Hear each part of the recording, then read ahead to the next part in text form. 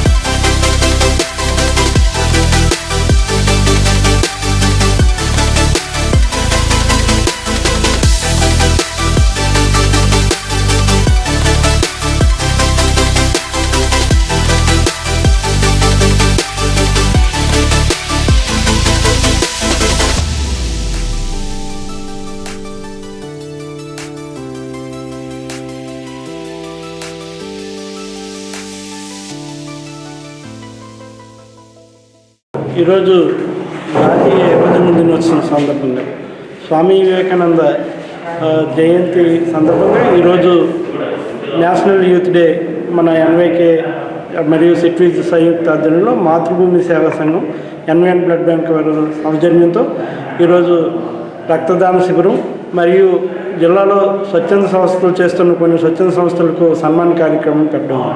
ఎందుకంటే భారతదేశ ఖ్యాతిని ప్రపంచ దేశాలకు పరిచయం చేసిన వ్యక్తి స్వామి వివేకానంద.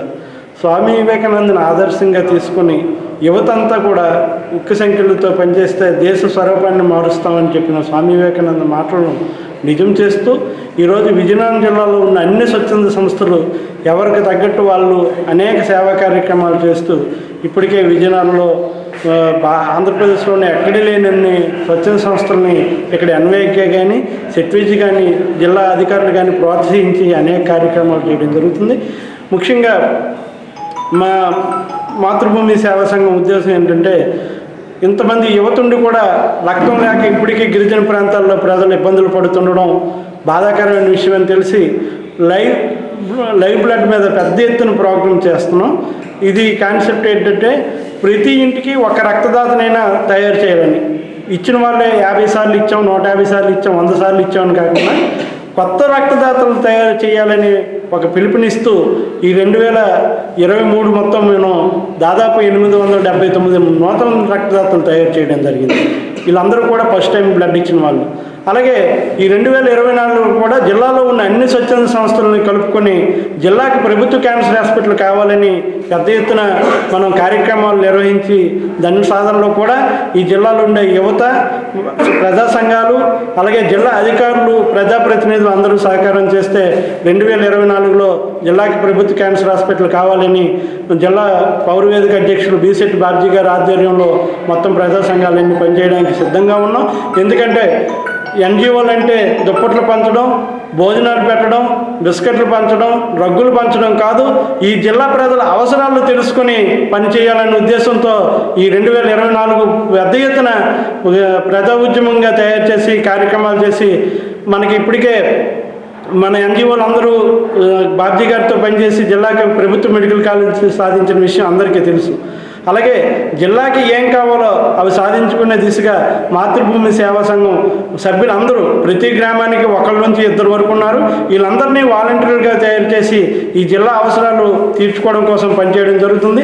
అలాగే ముఖ్యంగా స్వామి వివేకానంద కలల కన్నా భారతదేశాన్ని మనం ఇప్పటికీ సాధించుకోలేకపోతున్నాం.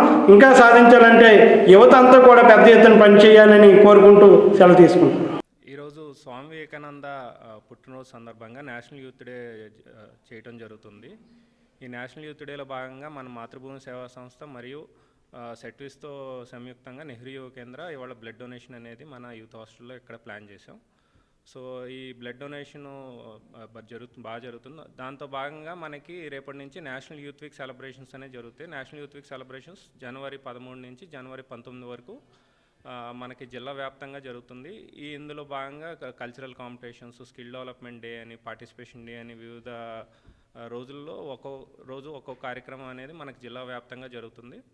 సో ఈ కార్యక్రమంలో మన యువత భాగం పంచుకొని ఉపయోగించుకోవాల్సిందిగా కోరుచున్నాం. ఎన్నో శ్రమలు పడ్డారు, ఎన్నో ఆలోచనలతో వెళ్తుంటే పరాభవాలు ఎదురే అన్నిటికీ ఒకటే సమాధానం, నేను ఈ పని చెయ్యగలను అని ఎవరైతే కృత నిశ్చయంతో ఉంటారో, దృఢ సంకల్పంతో ఉంటారో, ఎనుప సంఖ్యలతో ఎనుప ఉక్కు నరాలతో యువత పటిష్టంగా ఉంటే ఈ దేశ పురోగతి మన పాదాల దగ్గరికి వస్తుంది. కానీ యువతని కొంతమంది క్షుద్ర మాంత్రికులు లాంటి వారు పెడతోవని పెడుతున్నారు. అక్కడ మనం ఎక్కడికి వెళ్తున్నామో ఆలోచించలేని స్థితి. చికాగో మీటింగ్కి వెళ్ళేటప్పుడు నేను పడ్డ శ్రమ, ఒక్క నా తల్లి భరత మాత దాస్య శృంఖలాలు విడగొట్టడానికి ఎందరో మహానుభావులు పుట్టిన గడ్డలో నేను అనుభవించాను. విత్తము చిత్తము ఆత్మ అంటాడు. డబ్బే ప్రపంచాన్ని నడిపిస్తుందంత శుద్ధ అబద్ధం. ధీరోదాత్తుడై శ్రమైక దమనంతో ఇది నేను ముందుకు వెళ్తాను, నాకు చేతకానిదంటూ ఏమీ లేదని ప్రతి వాడు ముందుకు అడుగు వేస్తే ప్రతి వాడిలో నేను ఉంటాను. కొన్ని కారణాల వల్ల ఒకే ఒక శిష్యురాలు ఆగర్భ శ్రీమంతురాలు ఎవరు ఆదరించకపోతే నన్ను ఆదరించింది. ఎందుకు? నేను భారతీయుని కాదు, నాలో ఏదో విద్వత్తు కనిపించింది. అదే నేను చెప్తాను. ప్రతి యువకుల్లోని యువతలోని కూడా ఒక నిర్దిష్టమైన శక్తి ఉంటుంది. నిమిడీకృతమైన ఆ శక్తిని మనం వశం చేసుకోవాలి. భూత ప్రేత పిశాచ గణాలు దంత శుద్ధబద్ధం, నిర్వీర్యము, నిస్తేజము, నిస్సారమైపోతుంది ఈ భారత ఖండంలో. యువత పటిష్టంగా ఉంటే అప్పుడే మన భారత చక్రము త్రివర్ణ పతాకాలకై వెళ్తుంది. ప్రతి యువకులోనూ నేను ఉంటాను. నమస్తే భారత్.